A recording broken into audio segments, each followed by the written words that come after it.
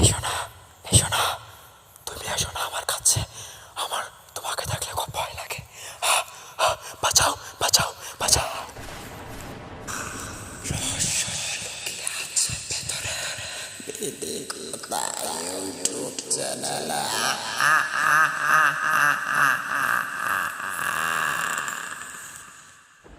তো বরাবরের মতোই আমি হাঁটতে হাঁটতে ওই শ্মশানঘাটের নিকট গিয়ে পৌঁছাই।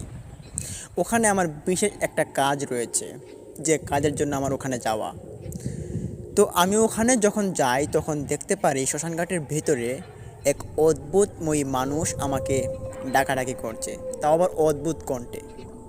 সেই ডাকটা আমি শুনতে পেয়ে আমার বেশ পরিচিত মনে হলো।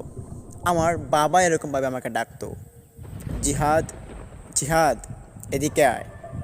ঠিক ডাকটা এরকম ছিল। তখন আমার বাবা মনে করে আমি ওখানে ঢুকে পড়ি এবং ওই শ্মশানঘাটের নিকট আমি প্রবেশ করি। আর এই শ্মশানঘাটের বিষয়ে যদি কিছু বলা যায় তাহলে এটা বলবো যে এই শ্মশানঘাটটি 200 বছর আগের পুরনো একটি শ্মশানঘাট। এটি আমাদের কিশোরগঞ্জ জেলায় অবস্থিত। এটি রাতের বেলা দূরে থাক মানুষ দিনের বেলাও এই শ্মশানঘাটে ঢুকতে ভয় পায়। এটি একদম নির্জন এলাকায় এই শ্মশানঘাটটি পড়েছে। তাও আবার এখানে এখন আর কোনো রকমের মানুষকে প্রবেশ করানো হয় না, কোনো মানুষকে পুরানো হয় না। হিন্দু ফ্যামিলি এখন কমে গিয়েছে, যার কারণে এখন এই শ্মশানঘাটটি একটি পরিত্যক্ত জায়গা হিসেবে পড়ে আছে। এখানে অনেক রকমের ভূতের কাণ্ডকলাপ ঘটেছে, যার কারণেই এখন এটা তালাবদ্ধ হয়ে পড়ে আছে। তো আমি তখন ঢোকার চেষ্টা করি, আর গেটটা ধরতেই খুলে গেল। তো আমি ঢুকে পড়লাম। ঢোকার পর আমি দেখতে পারি শ্মশানঘাটের সেই এক কোণে দাঁড়িয়ে আছে আমার বাবার কণ্ঠস্বরে একজন মানুষ। তো আমি তার নিকটই যাব। আবারও শুনতে পাই, জিহাদ, জিহাদ, এদিকে আয়। তখন আমি খুব জোরে পা চালাতে শুরু করলাম। হাঁটতে হাঁটতে শ্মশানঘাটের ঠিক মধ্যবর্তী স্থানে এসে পৌঁছালাম। ঠিক তখনই আমার অনুভূতি হলো আমার পা যেন আটকে গিয়েছে শ্মশানের মাঝখানে। তখন পা ছোটানোর জন্য বেশ চেষ্টা করছিলাম। ভাবলাম হয়তো প্রথমে যে কোনো অংশ বিশেষ বা কোনো ধাতুর মধ্যে আমার পা হয়তো আটকে গিয়েছে, কিন্তু না। 2-3 মিনিট চলে যাওয়ার পর আমি বুঝতে পারি আমার পাটা কোনো স্বাভাবিক বিষয়ে আটকেনি, এটা কোনো অস্বাভাবিক বিষয়ে আটকা পড়েছে। ঠিক তখনই পাটা ছুটানোর জন্য আমি বেশ চেষ্টা করছিলাম পাটা কী করে ছুটানো যায়, কিন্তু কোনোভাবেই আমার পাটা ছুটাতে পারছিলাম না। এরই মধ্যে আমি দেখতে পারি আমার বাবা কণ্ঠে সেই মানুষটা আমার নিকট এসেছে এবং সে এসে আমাকে বলছে, জিহাদ, এখানে দাঁড়িয়ে আছিস কেন, বাড়ি যা। কিন্তু আমার বাবার কণ্ঠস্বর হলেও এটি আমার বাবা নয়। তার মুখ যে ঢাকা পড়ে আছে কালো কাপড়ে এবং তার চুলগুলো বেশ লম্বা লম্বা, হাত পা মনে হচ্ছে মাটিতে ছুঁই ছুঁই, আর আমার থেকে আরও প্রায় 3 থেকে 4 ফিট লম্বা হবে উচ্চতায়। এরকম অদ্ভুত একটি মানুষকে দেখে আমার শরীরটা শিউরে উঠল। আর ঠিক তখনই আমি ওখানে চিৎকার শুরু করে দেই। চিৎকার করেও কোনো লাভ হয়নি। আশপাশে কোনো বসত বাড়ি নেই, কোনো বাড়িঘরও নেই যে আমাকে এসে সাহায্য করবে। তো আমার চিৎকার শুনে কেউ না আসাতে আমি ওখানে থরথর করে কাঁপছিলাম। কাঁপতে কাঁপতে ওখানে চোখ বন্ধ করে বসে পড়ি। এদিকে আমার পা মাটিতে আটকা পড়ে আছে। 2-3 মিনিট যখন চোখ বন্ধ করে কাঁপতে কাঁপতে বসেছিলাম, তখন শুনতে পারি আশপাশে কীরকম এক অদ্ভুত শেয়ালের ডাক শুরু হয়েছে এবং সেই শেয়ালের ডাকটুকু বেশ ভয়ঙ্কর দেখাচ্ছিল। ভয়ঙ্কর শোনা যাচ্ছিল সেই শেয়ালের ডাকগুলো। তখন ওখানে উঠে দাঁড়াই। দাঁড়িয়ে দেখতে পারি যে লোকটা আমার সামনে দাঁড়িয়েছিল সেটা এখন আর আমার সামনে নেই। এখন অনেক শেয়াল আকৃতির প্রাণী, যেগুলো আমার আশপাশে ধাওয়া করে আছে।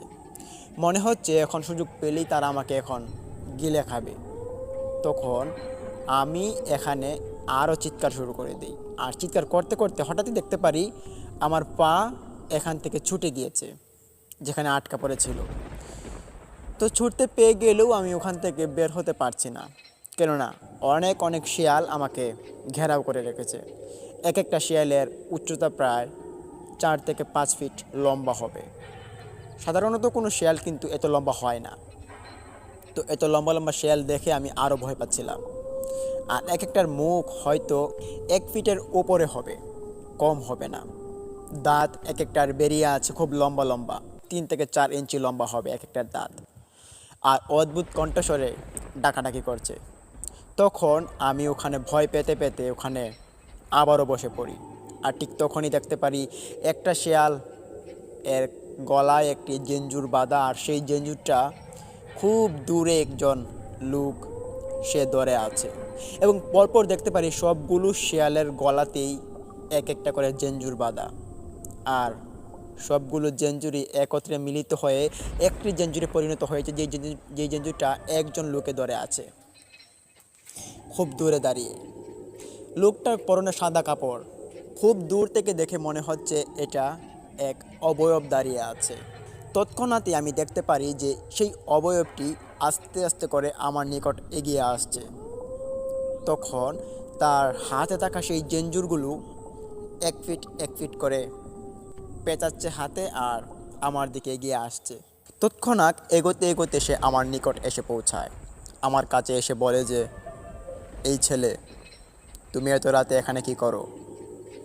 তখন থরথর করে কাঁপতে কাঁপতে আমি বলে ফেললাম যে আমার বাবার মতো কেউ যেন আমাকে ডাক দিল এখান থেকে, তাই আসলাম। তখন ওই লোকটা বলে উঠল যে এখান থেকে চলে যাও, চলে যাও, তোমার তো সাহস কম না, এত রাত করে এখানে প্রবেশ করেছ, যাও, চলে যাও। এই কথাগুলো ছিল বেশ অদ্ভুতময়। মনে হচ্ছে কোনো সাধারণ মানুষ এরকমভাবে কথা বলতে পারে না। তখন আমি বলছি ঠিক আছে, আমি চলে যাচ্ছি। খুব ভয়ে ভয়ে বলছিলাম। যখন ঘাড় ঘুরিয়ে পেছন দিকে আসার চেষ্টা করি, ঠিক তখনই দেখতে পারি আমার সামনে আমাদের এলাকার সেই হিন্দু লোক, যাকে অনেক বছর আগে এখানে পোড়ানো হয়েছে, আর সে এখানকার একজন ভালো প্রতিনিধি ছিল। তো সেই লোকটা আমার সামনে দাঁড়িয়ে, তার হাত যেন ঝলসে গিয়েছে এবং তার মুখ পুরোটা চেনা চেনা লাগছে আমার কাছে। সে আমার সামনে দাঁড়িয়ে বলছে যে, জিহাদ, কোথায় গিয়েছিলি? বললাম যে যাইনি কোথাও, এখানেই। আর আপনি আপনি কে? তখন সে লোকটা বলে ওঠে, আমি? কেন, আমাকে তুমি চিনোনি? আমি তোমাদের এলাকার প্রতিনিধি ছিলাম। তখন বললাম, আপনি তো মারা গিয়েছেন, আপনি এখানে কি করে আসলেন? বলে যে আমি এখানে এসেছি, তুমি এখানে কি করো? আমার বিষয়ে তোমাকে জানতে হবে না, এখান থেকে চলে যাও, চলে যাও। তখন আমার ভয়ের মাত্রা আরও বেড়ে যেতে লাগলো। তখন পেছনে তাকিয়ে দেখি যে যে শেয়ালওয়ালা লোকটা ছিল, অবয়বটা, সেটাও আমার পেছনে আর নেই। এখন শুধু সেই লোকটা আমার সামনে দাঁড়িয়ে, যে আমার এলাকার প্রতিনিধি ছিলেন। তখন আমি ভয়ে ভয়ে হেঁটে যাচ্ছিলাম। ঠিক তখনই সেই প্রতিনিধি আমাকে ডেকে উঠল, বলল যে, শোন, এই শ্মশান ঘাটের সামনে কাল একটা ভোগ দিয়ে যাবি। ভোগটাতে থাকবে গরুর মাংস, একটা মুরগি, আর পোলাওর চাল, আর লবঙ্গ, আর কিছুটা খানিকটা নুন নিয়ে আসবি। সেগুলো কালকে এসে এখানে ভোগ দিয়ে যাবি মাঝরাতে, ঠিক 3টায়, না হলে তোর খুব বড় বিপদ হবে। যা, এখন চলে যা। তখন সেই লোকটার কথা শুনে আমি অনেক ভীতি হই এবং আস্তে আস্তে করে হাঁটতে শুরু করি। আবার পেছন থেকে ডাক দিল সে, ডাক দিয়ে বলল যে, শোন, এই রকম কথা আর কাউকে বলবি না, যা করবি তুই একা করবি, এখানে ভোগটাও দিবি তুই একা, আর আসবিও একা, কাউকে নিয়ে আসার চেষ্টা করবি না, আর কাউকে এই কথাটি বলারও চেষ্টা করবি না। তখন বললাম যে ঠিক আছে। থরথর করে কাঁপতে কাঁপতে বেরিয়ে আসলাম শ্মশানঘাটের ভিতর থেকে। বেরিয়ে আসতেই দেখি সব কিছু আবারও আগের মতো নিস্তব্ধ হয়ে গেল। এখন আর কোনো রকম অস্বাভাবিক শব্দ নেই, অস্বাভাবিক কোনো আওয়াজও নেই, কোনো মানুষও নেই। রাস্তার পাশে দাঁড়িয়ে দেখি যে কয়েকটা কুকুর তেড়ে আসছে আমার দিকে। এগুলো আমাদের গ্রামের কুকুর ছিল, তবে এগুলোর কণ্ঠস্বর কীরকম পাল্টে গিয়েছে, কীরকম জানি অদ্ভুত কণ্ঠস্বরে আমার দিকে তেড়ে আসছে, এবং এগুলোর সাইজও আমার কাছে একটু বড় মনে হচ্ছে। তখন আমি ভাবলাম যে আমাদের গ্রামের কুকুর যেহেতু আমি ডাক দিলে শুনবে, এমনিতেও আমাদের গ্রামের যে কুকুরগুলো পাহারা দিত সেই কুকুরগুলোকে আমাদের গ্রামের মানুষগুলোকে চিনত। অবাক করা বিষয় ছিল সেই কুকুরগুলো আমার দিকে এসেই এক একটা যেন পাগলের মতো হয়ে যাচ্ছে, মনে হচ্ছে এখনই আমাকে তারা গিলে খাবে। তখন আমি চিৎকার করলাম, কিন্তু কোনো ফায়দা হলো না। সেই কুকুর একটা লাফ দিয়ে আমার কোলে উঠে পড়ল, আমার বুকের উপর এসে লাফিয়ে পড়লো একটি কুকুর। তখন সেই কুকুরটাকে এক পলকভাবে তাকে জোরাজুরি করে ছুটিয়ে ফেললাম এবং সেখান থেকে খুব ক্রমাগত দৌড় শুরু করি। দৌড়াতে দৌড়াতে সেই কুকুরগুলো আমার পেছনে দৌড়াচ্ছে। ঠিক তখনই একটি বৃদ্ধ লোকের সঙ্গে আমার ধাক্কা খাওয়া হয়। তখন ধাক্কা খেতেই আমি পড়ে যাই মাটিতে। সেই লোকটা আমাকে তুলে তুলে বলল যে, কি হলো বাবা, তুমি এখানে কি করে তো রাতে? বললাম যে, না আমি এখানে কিছু করিনি, তবে আমি এদিক দিয়ে আসছিলাম, কয়েকটা কুকুর আমাকে ধাওয়া করলো। তখন সেই লোকটা বলে, কুকুর? কোথায় কুকুর? বললাম যে, তোমার পেছনে। বলে যে, না তো, এখানে তো কোনো কুকুর নেই, হয়তো ভুল দেখেছো। বললাম, না আমি তো ভুল দেখিনি, দেখুন আমার শরীরে দাগ আছে। তখন শার্টটা যখন খোলার পর লোকটাকে দেখালাম যে শরীরের বুকের মধ্যে অসংখ্য দাগ হয়ে আছে, যে দাগগুলো কুকুরের আঁচড়ের দাগ। তখন সেই লোকটা বিশ্বাস করলো, বলল যে হ্যাঁ, এগুলো তো কুকুরের আঁচড়ের দাগ, এগুলো কোত্থেকে আসলো তোমার বুকে? বললাম যে একটু আগে আমাকে ধাওয়া করলো সেই কুকুরগুলো। তারপর সেই লোকটা আমাকে বলে যে, তোমার বাসা কোথায়? বললাম যে, ওই তো এই গাংটার পেছনের গ্রামটাতে।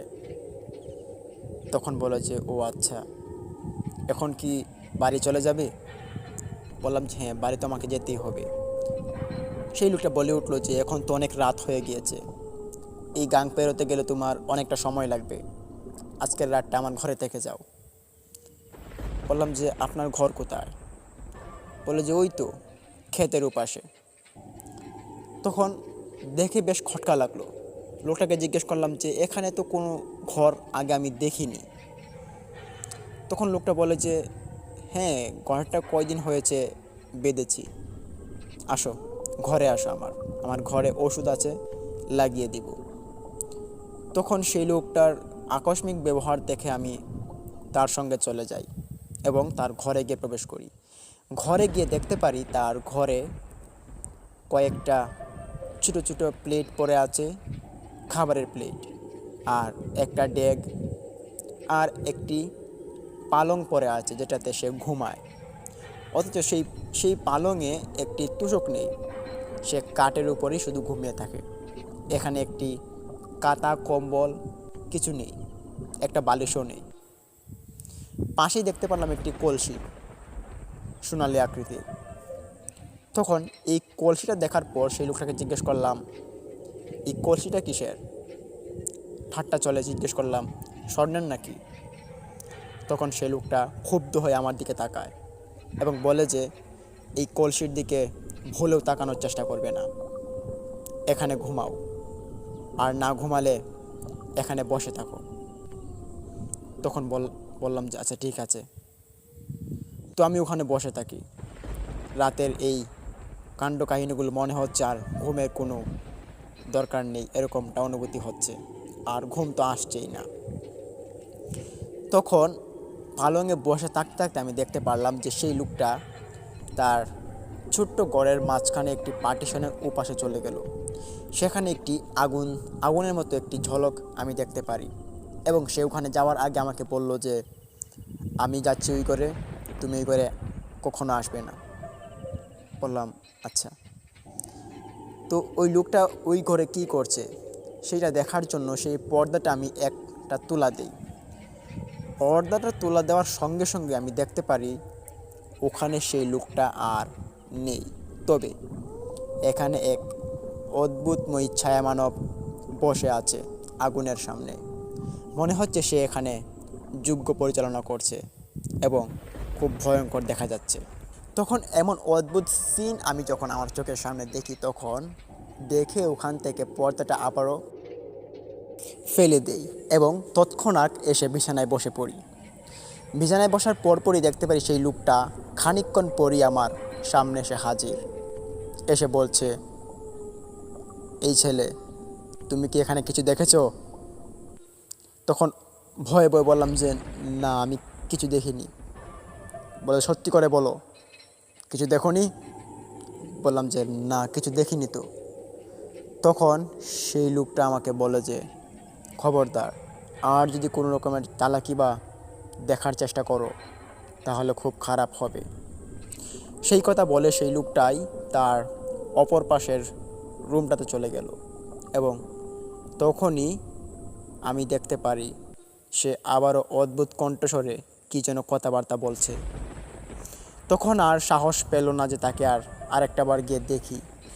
তো বসে বসে ভাবছিলাম যে এক বাঘের কবল থেকে আরেক বাঘের কবলে এসে পড়লাম। এই রাতে এরকম ভয়ানক ঘটনা আমার সঙ্গে কেন ঘটছে? আবার মনে হচ্ছে সেই শ্মশানঘাটের ঘটনাটা, এখানে কালকে ভোগ দিতে হবে আর এমনভাবে বলেছে এটা দিতেই হবে। তো এরকম চিন্তাভাবনায় মগ্ন হয়ে যাচ্ছিলাম। একটু পর দেখতে পারি সেই লোকটা এসে আমার সামনে হাজির। তার হাতে একটা থালা, সেই থালাতে অল্প কিছু ভাত আর মনে হচ্ছে কিছু মাংস তরকারি। তবে কিসের মাংস এটা আমি চিনিনি। তখন সেই লোকটা এসে বলে, নাও, ভাতটা খেয়ে নাও। বললাম যে এখন আমার পেটে খিদে নেই, খাবো না, আপনি খেয়ে নিন। তখন সেই লোকটা রাগান্বিত অবস্থায় বলে যে খেতে বলছি, খেয়ে নাও। তখন তার হাত থেকে থালাটা আমি নিয়ে ওই বিছানায় রেখে দিই। বললাম যে খেয়ে নেব। তখন সেই লোকটা আমার দিকে 1 মিনিটের মতো তাকিয়ে থাকে আর পরবর্তীতে সে অন্য রুমে চলে যায়। অন্য রুমে চলে যাওয়ার পরপরই আমি দেখতে পারি জানলা যে এক পাট খোলা ছিল, সেই এক পাটের বাহির থেকে কিছু একটা দেখা যাচ্ছে। দেখে মনে হচ্ছে এটা কোনো এক মানুষ, লম্বা লম্বা চুলওয়ালা, সে জানলার এক প্রান্ত থেকে ও প্রান্তে, ওই প্রান্ত থেকে এই প্রান্তে হেঁটে হেঁটে আসছে। তখন এইটা দেখে আমি বেশ ভয় পাই এবং শুনতে পারি বেশ অদ্ভুতময়ী একটি আওয়াজ। মনে হচ্ছে কোনো মহিলা ওখানে দাঁড়িয়ে দাঁড়িয়ে কান্না করছে আর হাঁটাহাঁটি করছে। তখন জানলাটা পুরোটা খুলে দিই হাঁটতে হাঁটতে গিয়ে। তখনই দেখতে পারি সেই আসল রূপটা। দেখতে পারি সেখানে এক মহিলা হাঁটাহাঁটি করছে আর সেই মহিলাটির পাশে এক অদ্ভুত বাচ্চা রয়েছে তার কোলে। সেই বাচ্চাটি কান্না করছে আর সেই মহিলাটি হাঁটাহাঁটি করছে, অথচ সেই বাচ্চাটিকে সেই মহিলা কোনো রকমের থামানোর চেষ্টা করছে না। যে স্বাভাবিকভাবে যে মানুষের বাচ্চারা কান্নাকাটি করলে তারপর থামায় মায়েরা, সেই মহিলাটির এক ফোঁটাও এরকম নয়। বাচ্চাটা ক্রমাগত কান্না করেই যাচ্ছে, কিন্তু মহিলাটা কোনো প্রকার সান্ত্বনা দিচ্ছে না বাচ্চাটাকে। তখন আমি ভাবলাম হয়তো আশপাশের কোনো বাড়িঘরের মানুষ হবে। ডাক দিলাম, ও চাচি, আপনি কে? এখানে কি করছেন? হাঁটাহাঁটি করছেন কেন? এই বাচ্চাটা তো কান্না করছে। জিজ্ঞেসটাও করেছিলাম খুব থরথর করে, ভয়ে, কিন্তু কোনো রকমের উত্তর ওখান থেকে আমি পেলাম না। দেখতে পারি সে আবারও হাঁটাহাঁটি করছে। তখন ওখানে বসে বসে দেখছিলাম তাদের কাণ্ডকাহিনী। হঠাৎই আমি দেখতে পারি সেই লোকটা আমার ঘরে এসে আবারও হাজির। এসে বলে যে ভাত খেয়েছো? তখন বললাম যে না।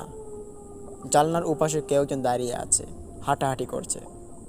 তখন সেই লোকটা বলে, কেউ নয়, তুমি ভাত খাও, খেয়ে এখানে ঘুমাও, আর এসব বিষয় তোমার ভাবতে হবে না, ঘুমিয়ে পড়ো। তখন সেই লোকটার কথা শুনে বললাম যে আমি ভাত খাবো না, আমার পেট ঘেঁষে ফুলে আছে, আমি এখন ঘুমিয়ে পড়ি। তখন সেই লোকটা বলে, তাহলে ভাত কোথায় রেখেছো? বললাম যে খাটের নিচে। তখন সেই লোকটা আমার দিকে অদ্ভুত রকমভাবে চাহনি দিল এবং তখনই সে ভাতের থালাটা হাতে করে নিয়ে ও পাশে চলে গেল। আর তখনই আমি খাটের উপরে ঘুমানোর জন্য শুয়ে পড়ি। ঘুমানোর জন্য যখন শুয়ে পড়ি তখন মনে হলো আবারও সেই জানলার পাশ দিয়ে সেই মহিলাটি আবারও হাঁটাহাঁটি করছে এবং বিকট শব্দ আসছে সেই বাচ্চাটির কান্নার। তো ওই কান্নাটির আওয়াজ এতটা ভয়ঙ্কর ছিল যেটা আমি কোনোদিন শুনিনি। কোনো স্বাভাবিক বাচ্চা এরকমভাবে কান্না করতে পারে না। আমি ওখানে শুয়েছিলাম, শুয়ে শুয়ে এরকম কাহিনী দেখছিলাম। মনের ভেতরে বেশ সাহস ছিল আমার, যার কারণে ভেঙে পড়িনি, ওখানেই শুয়ে থাকি। হঠাৎই চোখে আমার ঘুম চলে আসে। ঘুমানোর পরপরই এক পর্যায়ে দেখতে পারি একটি বিকট আওয়াজ হলো আমার বিছানায়। মনে হলো কেউ একজন এসে আমার বিছানাটা উপরে তুলে ফেলে দিয়েছে আর হাড়গোড় ব্যথা শুরু হয়ে গেল। তখনই ঘুম থেকে উঠে পড়ি। ঘুম থেকে উঠে আমি আশপাশ খোঁজাখুঁজির চেষ্টা করি কেউ কি আছে কি না, কিন্তু আশপাশে কেউ নেই। তবে আমার এই খাট এরকমভাবে শব্দ করলো কীভাবে, আর শরীরে তো ব্যথা করছে কেন? মনে হচ্ছে কেউ একজন আমার শরীরে প্রচণ্ডভাবে পিটিয়ে চলে গিয়েছে, এরকম একটি অবস্থা। তো আমি যখন ওখানে উঠে বসি, উঠে বসার পরপরই আমি দেখতে পারি আমার আশপাশে যে ঘর ছিল, আশপাশে আসবাবপত্র, সেই লোকটা যে আমার সঙ্গে ছিল তারা এখন আর আমার সঙ্গে কেউ নেই। আমি এখানে শূন্যে পড়ে আছি একা একা, কিন্তু সাথে ঘরটাও নেই। আশপাশে খোঁজাখুঁজির পর যখন নিজের পায়ের নিচে তাকাই, পায়ের নিচে তাকানোর পর দেখতে পারি আমি যেখানে শুয়েছিলাম সেখানে কোনো বিছানাও নেই। এটা একটি মাটির প্রলেপ আর একটা ডিবির মতো হয়ে আছে যেখানে আমি বসে আছি এখন। এরকম একটি অবস্থা যখন আমার সঙ্গে ঘটে তখন আমি এখান থেকে লাফ দিয়ে উঠে থরথর করে শরীর কাঁপতে শুরু করে দিল। কেননা এতক্ষণ আমি যেখানে বসেছিলাম, যেখানে ঘুমিয়েছিলাম, যেটা ঘর ভেবে ঘর দেখেছিলাম, এখানে একটি ঘর আছে, কিন্তু সেখানে এক মুহূর্তের ভেতরে যখন সব কিছু উধাও হয়ে গেল তখন আমার ভেতরটা একটি কাঁপনি দিয়ে উঠল। আর তখনই আমি ওখান থেকে উঠে আসার চেষ্টা করি। ঠিক সে সময় দেখতে পারলাম এখানে বিশাল আকৃতির ক্ষেতের জায়গাটি রয়েছে। আমি যেই ক্ষেতের মধ্যে এসেছিলাম থাকার জন্য, যে লোকটা আমাকে নিয়ে এসেছিল, এটা সেই ক্ষেতেই। কিন্তু এখানে যে ঘরটা ছিল সেই ঘরটা আর নেই।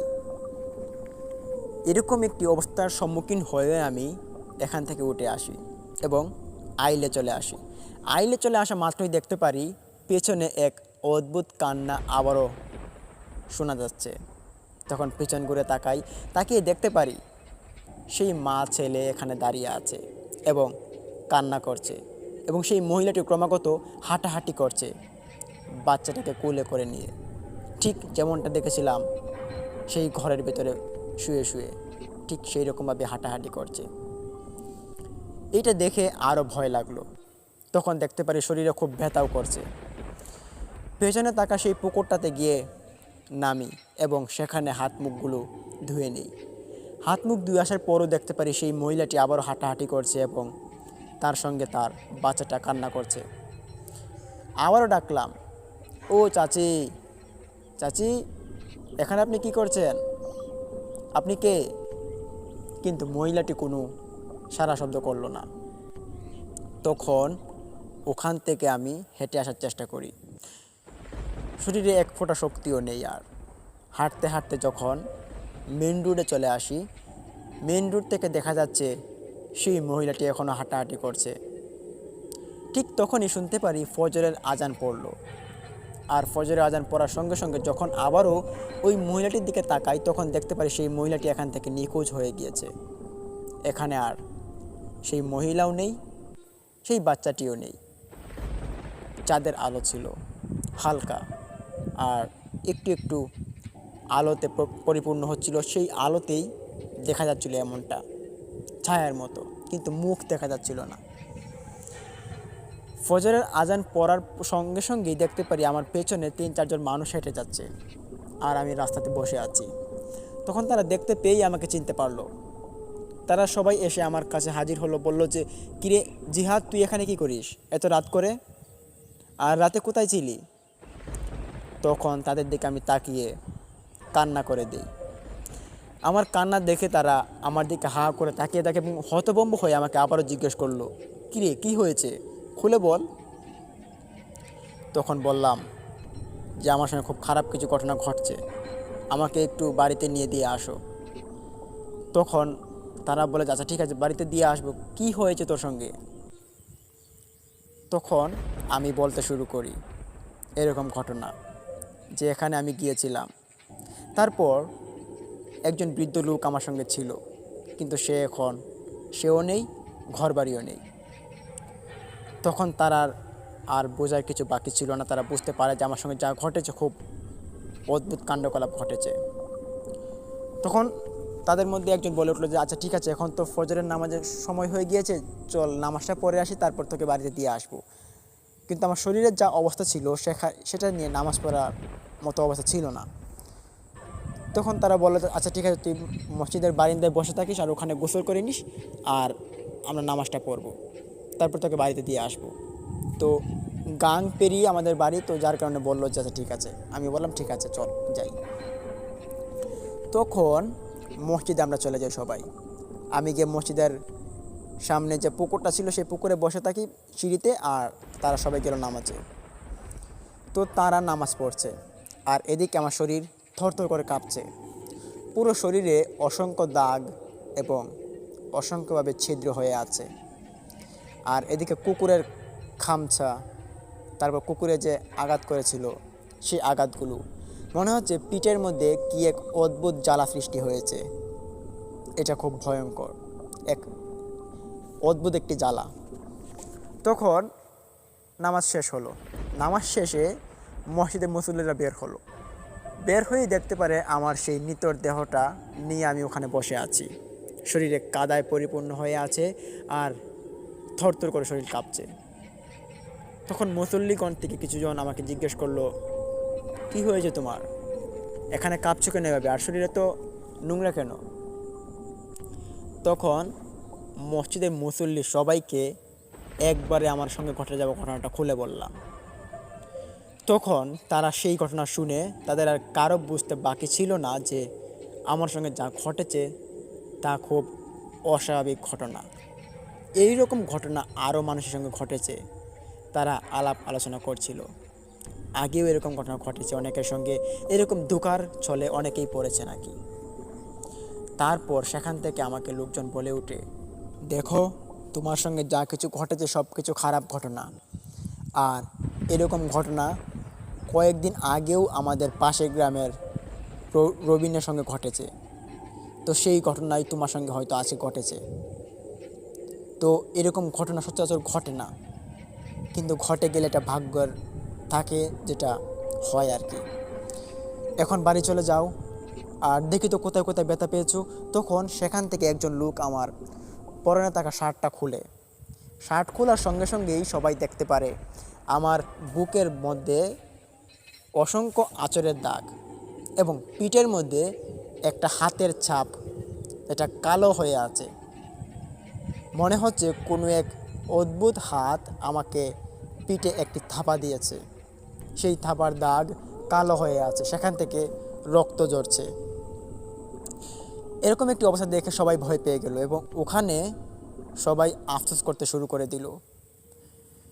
এবং যতই আমার শরীরের দিকে তাকাচ্ছি, আমার শরীর দেখে আমি নিজেই অবাক হয়ে যাচ্ছি, এত দাগ আমার শরীরে কোত্থেকে আসলো? থাকলে কয়েকটা কুকুরের খামচার দাগ থাকতে পারে, কিন্তু এরকম ছোটো ছোটো ছিদ্র, তারপর পেছনে হাতের ছাপ, এগুলো কোত্থেকে আসলো? তো নিজের দেহটাকে দেখে আমি নিজেই ভয় পাচ্ছিলাম, এবং সবাই আমাকে ধরাধরি করে বাড়িতে নিয়ে আসে। বাড়িতে নিয়ে আসার পর এলাকাতে হইচই পড়ে গেল আমার বিষয়ে, আমার সঙ্গে এরকম ঘটনা ঘটে গিয়েছে। অনেক মানুষ আমাকে দেখতে আসে দূর দূরান্ত থেকে, এবং সবাই এই ঘটনাটি জেনে ফেলে। ঘটনা জানার পর আমার বাবা একটা ভালো কবিরাজের সন্ধান করে এবং সেখান থেকে একটি কবিরাজ নিয়ে আসে। কবিরাজকে ঘটনা খুলে বলার পর সেই কবিরাজ বলে যে ওরা যেহেতু ভোগটা চেয়েছে সেহেতু ভোগটা তোমাদের দিতেই হবে, আর ভোগ না দিলে ক্ষতি হতে পারে, তাই ভালো হবে যদি ভোগটা দিয়ে দাও। তখন সন্ধ্যা ঘনিয়ে আসছে, আর সন্ধ্যার সময় সবাই আমাকে আরও দেখতে আসে ভীষণ করে। তো তন্মধ্যে আমি দেখতে পারি যে একজন লোক এসেছে আমাদের বাড়িতে এবং উনিও একজন কবিরাজ। ওনার হাতে ছিল কিছু গরুর মাংস, একটা মুরগি, দেশি মুরগি যেটা ছিল, আর কিছু চাল, আরও কিছু দেখতে পারে সে নিয়ে এসেছে হাতে করে। এবং সে এসে আমার বাবাকে বলছে যে এই নাও, এগুলো রাখো আর রান্না করে ফেলো, এগুলো আশা করে দিয়ে আসলে আর কোনো রকমের ক্ষতি হবে না। এই বলে সেই লোকটা আমার নিকট আসে, এসে আবারও জিজ্ঞেস করে যে ভোগটা কীভাবে তারা চেয়েছিল, মানে কার হাতে চেয়েছিল। তখন বললাম যে তারা বলেছিল যে আমার নিজ হাতে গিয়ে দিয়ে আসার জন্য, ওই শ্মশানঘাটের রাস্তার মোড়ে। তখন বলে যাচ্ছে ঠিক আছে, তাহলে তোমাকেই যেতে হবে, পারবে? বললাম যে আমার শরীর তো খুব ব্যথা করছে, উঠে দাঁড়াতে পারছি না, যাব কী করে। তো রাত যখন গভীর হয়ে পড়ে 12টা বাজে, তখন ভোগ দেওয়ার সময়। তখন আমি আস্তে আস্তে করে উঠি এবং উঠে দাঁড়াই, দাঁড়িয়ে বললাম যে আমি যেতে পারবো, দাও আমি এটা দিয়ে আসি। তো এই রকম আয়োজনগুলো সবগুলো একটি থালের মধ্যে রাখা হয় এবং আমাকে সেই তালটা হাতে দেওয়া হয়।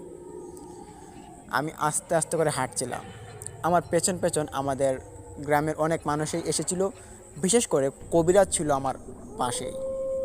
তখন অনেকটা দূর চলে আসি, এখান থেকে শ্মশানঘাটটি খুব স্পষ্টভাবে দেখা যাচ্ছে। সেখানে কবিরাজ এসে বললে যে এখন তোমরা সবাই দাঁড়াও, আর কেউ এগোনোর চেষ্টা করবে না, আমি আর সে যাচ্ছি। এই কথা বলে কবিরাজ আমার সঙ্গে নেয় এবং দুজন মিলে হাঁটতে শুরু করি। হাঁটতে হাঁটতে ওই শ্মশানঘাটের এক পর্যায়ে চলে আসি যেখানে একটি আইল্যান্ডের মতো গিট রয়েছে। সেই গিটের সামনে এসে কবিরাজ দাঁড়িয়ে পড়ে এবং সেখানে আমাকেও দাঁড় করায়, বলে যে এখন আমি আর যাব না, তুমি যাবে, গিয়ে ভোগটা সুন্দর করে দিয়ে আসবে। তখন সেই কবিরাজ আমাকে বললে যে ভোগ যখন দিবে তখন ভোগটা ওখানে যখন রেখে দিয়ে আসবে, তখন পেছনে যে যাই বলুক, যে যাই কিছুই করে ফেলুক, যাই হয়ে যাক, তুমি পেছন দিকে তাকানোর চেষ্টা করবে না। যদি তাকানোর চেষ্টা করো তাহলে ক্ষতি হতে পারে। আরও বলল, কবিরাজটি বলল যে এই ভোগটা সুন্দর করে দিয়ে আসবে, 2 হাতে মাটিতে রাখবে এবং সুন্দর করে পেছনে ফিরে চলে আসবে, আর পেছনে তাকানোর দরকার নেই, ঘাড় ঘোরানোর দরকার নেই।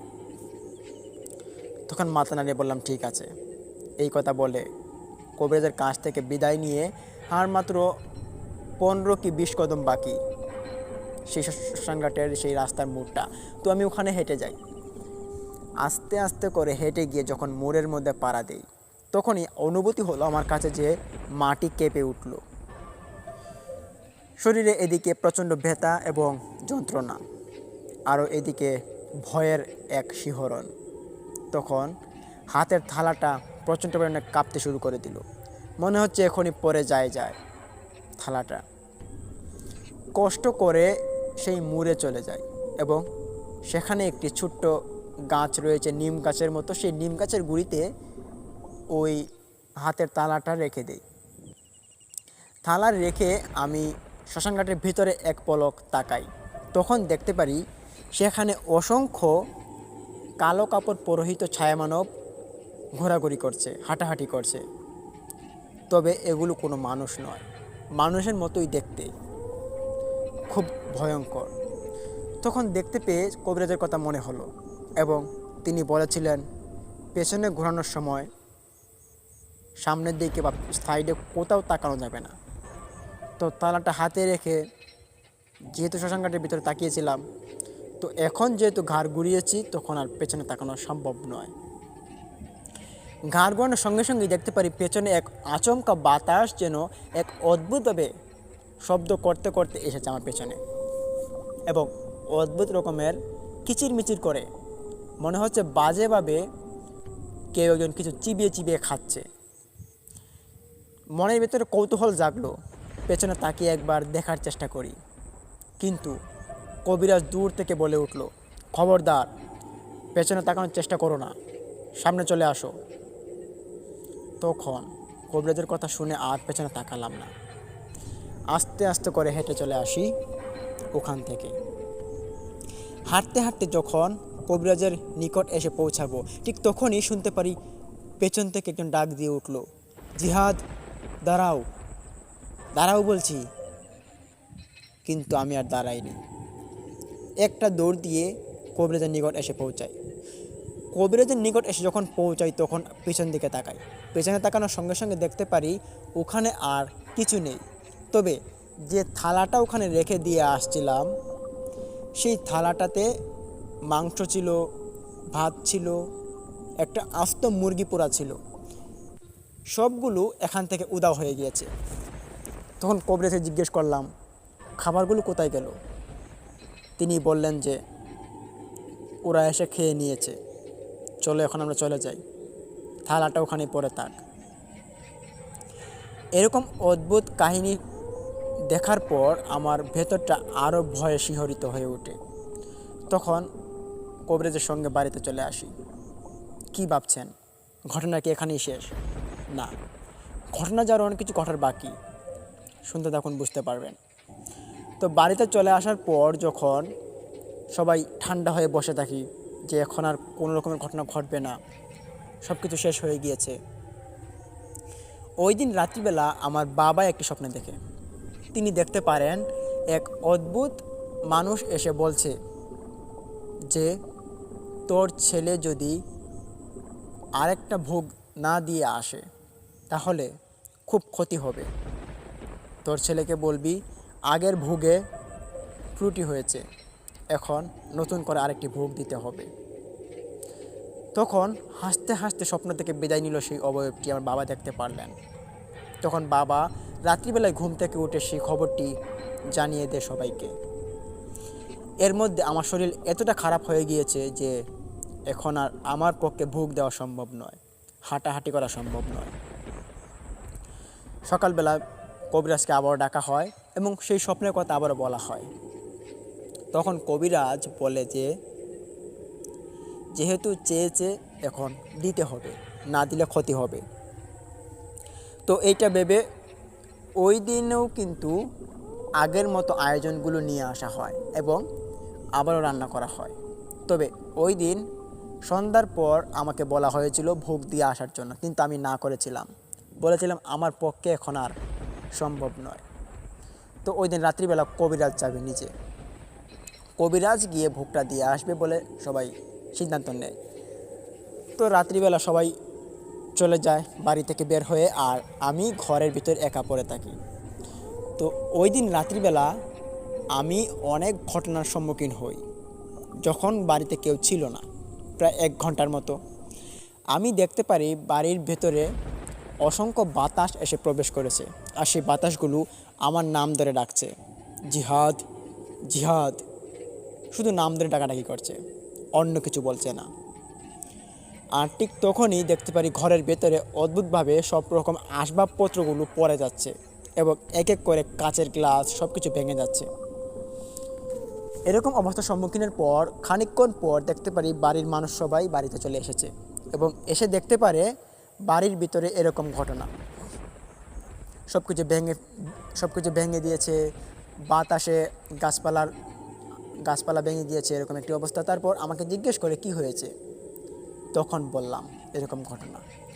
এর মধ্যে আমার শরীর অনেক অসুস্থ হয়ে পড়ে, আমাকে হাসপাতাল নিয়ে যাওয়া হয়।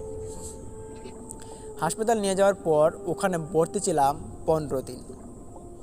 তো এর ভিতরে আমি জিজ্ঞেস করেছিলাম কবিরাজ কীভাবে ভোগটা দিয়ে এসেছিল। তখন বাবা বললেন যে কবিরাজ গিয়ে সুন্দর করে ভোগটা দিয়ে চলে আসলো। খানিকক্ষণ পর সেই ভোগটা এখান থেকে উধাও হয়ে গেল, হয়তো তারা খেয়ে নিয়েছে। আশা করি আর কোনো ক্ষতি হবে না। কবিরাজও বলে গিয়েছে আর কোনো ক্ষতি হবে না।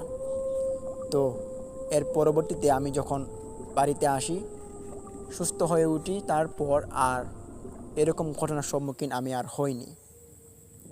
তো পরবর্তীতে সেই কবিরাজের নিকট আমি আবারও যাই। যাওয়ার পর সেই কবিরাজ আমাকে তাবিজ কবজ দিয়ে দেন এবং উনি আমাকে কিছু সতর্কবার্তা বলেন যে এরকমভাবে চলাফেরা করার জন্য। তো মাসখানেক এভাবে চলাফেরা করেছি, তারপর থেকে এরকম ঘটনা আমার সঙ্গে আর ঘটেনি। তো এখনও আর এরকম ঘটনা আমার সঙ্গে ঘটেনি। তো ঘটনাটি ঘটেছিল আজ থেকে 8 বছর আগে, এটি আমার সঙ্গে ঘটেছিল। তো লিসেনার্স, এটি ছিল একটি ইমেল স্টোরি, আর এই স্টোরিটি পাঠিয়েছেন আমাদের কিশোরগঞ্জ জেলা থেকে একজন ভাই, ওনার নাম জিহাদ। তো এটি ছিল আজকের আমাদের ঘটনা। আশা করি ঘটনাটি ভালো লেগেছে। ঘটনাটি ভালো লাগলে ভিডিওতে লাইক দিন, কমেন্ট করুন, শেয়ার করুন, বন্ধুবান্ধবের মাঝে ছড়িয়ে দিন এবং অবশ্যই আমাদের ভীতিকথা ইউটিউব চ্যানেলকে সাবস্ক্রাইব করুন, পাশে থাকা বেল আইকনটি অন করুন। লিসেনার্স, এই মুহূর্তে আপনাদের মাঝ থেকে এখন আমি বিদায় নিব। কালকে নিয়ে আসবে একটি নতুন ঘটনা। আশা করি কাল পর্যন্ত আপনারা আমাদের সঙ্গে থাকবেন এবং আশা করি আপনারা যারা যারা আমাদের চ্যানেলে নতুন রয়েছেন তারা অবশ্যই চ্যানেলটিকে সাবস্ক্রাইব করে দিয়েছেন। তো এখন আপনাদের মাঝ থেকে আমি বিদায় নিচ্ছি। ততক্ষণ সবাই ভালো থাকুন, সুস্থ থাকুন। আসসালামু আলাইকুম।